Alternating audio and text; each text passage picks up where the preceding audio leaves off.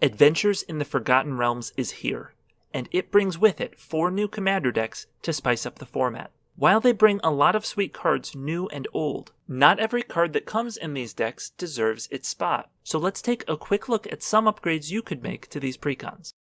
Today we're talking about Galea, Kindler of Hope, who costs 1 green-white-blue for a 4/4 with Vigilance.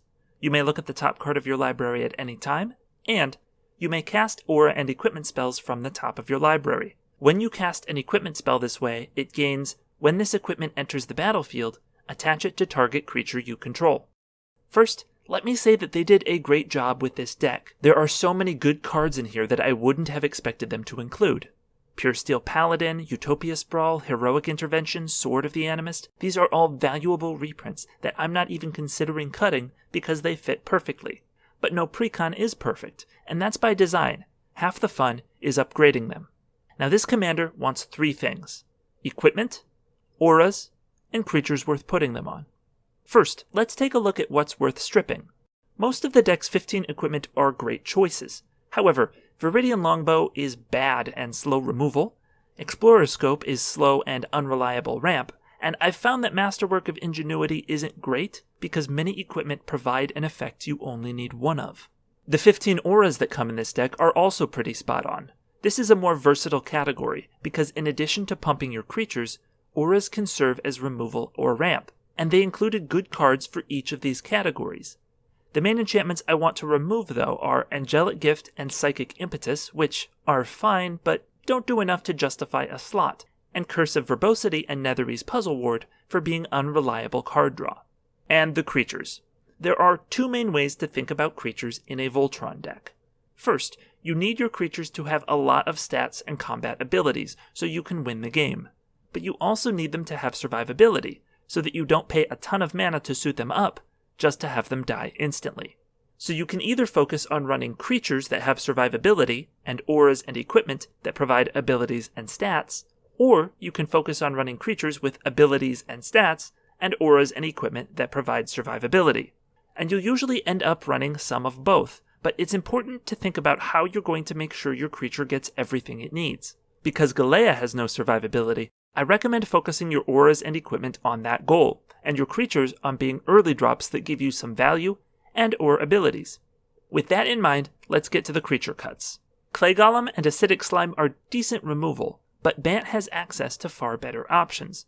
Prognostic Sphinx is too expensive for a Voltron creature, and Riverwise Augur is part of this deck's Brainstorm Fetchland package, which I feel is not a great use of the space. So I also want to cut Brainstorm.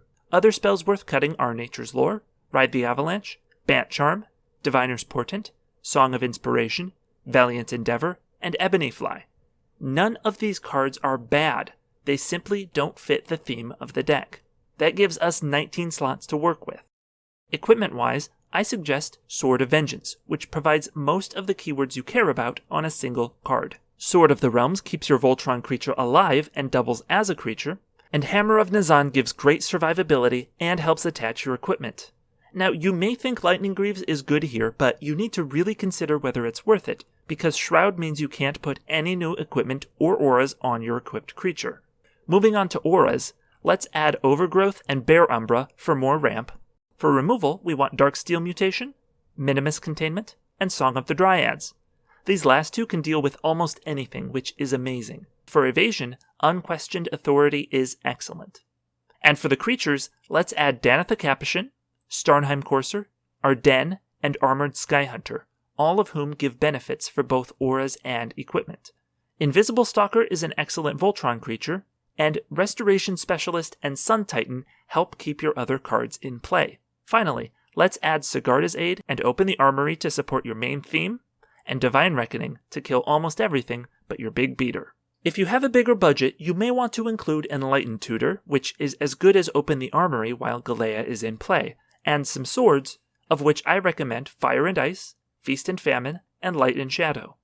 At this point, you can probably cut some of the weaker Voltron pieces like Verdant Embrace, Robe of Stars, Moonsilver Spear, and Storvald. Now, this is all assuming that you want to play both auras and equipment, but remember that you don't have to do both. If you focus on just equipment, you can include artifact synergies and things like Stonehewer Giant, Teshar, and Armory Automaton. If you focus just on auras, you get access to Enchantress effects, Constellation, and things like Retether. I highly recommend trying out different things to see which one you like. That's going to do it for this Precon upgrade. Thank you so much for watching. If you enjoyed the video, please give us a like, subscribe if you want to see more, and let us know in the comments how you would change this deck.